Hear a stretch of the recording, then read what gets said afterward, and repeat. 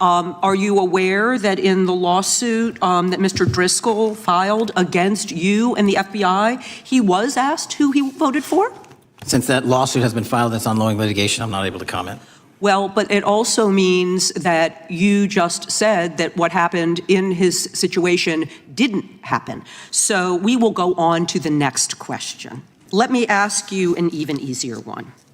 Does firing agents for working on the cases that they were assigned to and that the president didn't like, is that politicization of the FBI or making personnel decisions based on performance and adherence to the law? The FBI doesn't terminate anyone based on case assignments alone. Has the FBI ever been sued by somebody who felt that they were terminated based on case assignments? In the entire history of the FBI, I'm sure they have. No, since your tenure. I'm sure there's ongoing litigation. Yes. In fact, there is ongoing litigation. During his testimony, Kash Patel clearly promised under oath that he would stop any political bias inside the FBI. Representative Deborah Ross did not waste time getting into a loud argument with him about it. Instead, she used a much smarter and more careful way. She simply read his own past words back to him exactly as he said them. By comparing his earlier comments with his sworn testimony, she carefully showed how his real history completely went against the fair promises he was making to the committee. And I'm going a little out of order here because I'm going to pursue some of the things that you were just talking to Mr. Fry about and remind you about your confirmation hearing. At your confirmation hearing in January, you said under oath, and I quote, "There will be no politicization at the FBI. There will be no retributive actions taken by the FBI should I be confirmed." And in your written response to the Senate questionnaire, you said, I quote, "Personnel decisions shall be based on performance and adherence to the law, and every FBI employee will be held to the absolute same standard, and no one will be terminated for case assignments." So I want to just go through a couple scenarios with you to get a sense of whether you think these are examples of politicization of the FBI or making decisions based on the performance and adherence to the law. So, first question. Would hiring FBI agents, analysts, and supervisors from only one political party being politicization of the FBI or making personnel decisions based on performance and adherence to the law? We don't ask FBI people, applicants, where their political parties are. Mr. Patel, do you ask FBI applicants who they voted for? The FBI does not. Are you aware that in the lawsuit that Mr. Driscoll filed against you and the FBI, he was asked who he voted for? Since that lawsuit has been filed, that's ongoing litigation, I'm not able to comment. Well, but it also means that you just said that what happened in his situation didn't happen. So we will go on to the next question.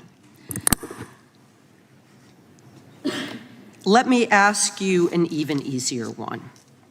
Does firing agents for working on the cases that they were assigned to and that the president didn't like, is that politicization of the FBI or making personnel decisions based on performance and adherence to the law? The FBI doesn't terminate anyone based on case assignments alone. Has the FBI ever been sued by somebody who felt that they were terminated based on case assignments? In the entire history of the FBI, I'm sure they have. No, since your tenure. I'm sure there's ongoing litigation. Yes. In fact, there is ongoing litigation. And in fact, people have been asked who they voted for. And in fact, you are running an FBI for the President of the United States rather than the people of the United States, because my questions were not hypotheticals. They are the things you have done during your tenure. And according to a lawsuit filed last week by long-term FBI agents, you fired former acting director Brian Driscoll. He had served with the Bureau for nearly 20 years, earned a Medal of Honor, Medal of Valor for bravery during the dangerous ISIS raid and had a wealth of crisis response experience and led the FBI's critical incident response group. When the Trump administrations interviewed Mr. Driscoll for that role, they interrogated him about his political leanings and who he voted for in the last 5 elections. Questions Mr. Driscoll refused to answer because those types of questions impermissibly politicized the FBI. You also fired Steve Jensen, who served the FBI for nearly 2 decades and ran critical terrorism, counterintelligence, and organized crime operations, whom you once described as embodying what the American public demands of the FBI. But he was fired because he took part in investigating crimes committed on January 6th. And Trump's MAGA base lambasted you online for keeping him at the FBI. So he's no longer at the FBI. You also fired a decorated combat veteran with decades of experience in the Bureau, Special Agent Walter Jardia, because he worked on the investigation into the Russian interference in the 2016 presidential election and helped investigate Trump's ally, Peter Navarro. Director Patel, it is very clear that you have flunked your own test. You've put saving your job, which I actually believe you were being honest about during your confirmation hearings, over doing what's right for the FBI and the American people. That is not adherence to the law. Thank you, and I yield back.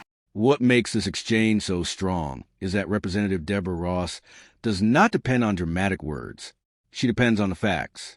She starts by building the whole discussion around Kash Patel's own sworn statements from his confirmation hearing.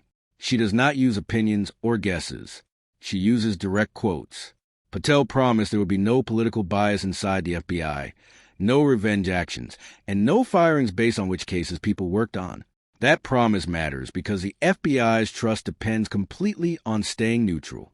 Once agents think their jobs depend on political loyalty, the rule of law starts to break down from the inside. Ross then does something careful and damaging. She checks that promise against real-life situations. She starts by asking if hiring or firing people because of political beliefs would count as political bias. When Patel gives a broad answer and hides behind ongoing lawsuits, a common defense in oversight hearings, Ross narrows the focus. She moves from imagined examples to real facts. She starts naming people. Brian Driscoll, an FBI veteran of almost 20 years, a Medal of Valor winner, and leader of the Bureau's Critical Incident Response Group. According to the lawsuit Ross mentions, Driscoll was questioned about his political beliefs and voting history. When he refused to answer questions that would make the FBI political, he was removed. Steve Jensen, a longtime official who led terrorism, counterintelligence, and organized crime operations. Patel himself had earlier praised Jensen as someone who showed what the public expects from the FBI. But because Jensen worked on investigations connected to the January 6th United States Capitol attack, he was also pushed out when political pressure increased. Walter Giardina, a decorated combat veteran, fired after working on investigations tied to Russian interference and allies of Donald Trump. The pattern is clear. Experience, service, and performance keep being pushed aside because of political concerns. Ross's main argument is not emotional. It is about structure. She is showing viewers how political bias happens in real time. It is not always one big dramatic removal. It is a chain of staff decisions that all move in the same direction. People connected to politically uncomfortable investigations are removed, and people who ask difficult questions are pushed aside. At the same time, leaders say each case is separate until the pattern becomes too obvious to ignore. When Ross tells Patel he failed his own test, the line works because she has already proved it. This test was not created by Democrats. Patel made it himself. Equal rules, no revenge, no firing people for the cases they worked on. Ross shows step by step how those rules completely failed in real life. This exchange explains something people often feel, but find hard to describe. Institutions do not collapse in one moment. They get weaker when experienced workers are removed, when decorated professionals are replaced by less experienced loyal supporters, and when fear takes the place of independence. An FBI that worries about politics is an FBI that hesitates. and hesitation in law enforcement can create serious risks for public safety. Ross finishes not by questioning Patel's ambition, but by questioning what matters most to him, keeping his job versus doing what is right for the institution. That difference is the center of congressional oversight. Congress is not there to run the FBI every day. It is there to make sure the Bureau serves the Constitution, not a president. This moment matters because it is so clear Ross did not accuse first. She quoted first. She did not guess. She showed proof. By doing that, she showed exactly how promises made under oath can be tested and exposed by actions taken later.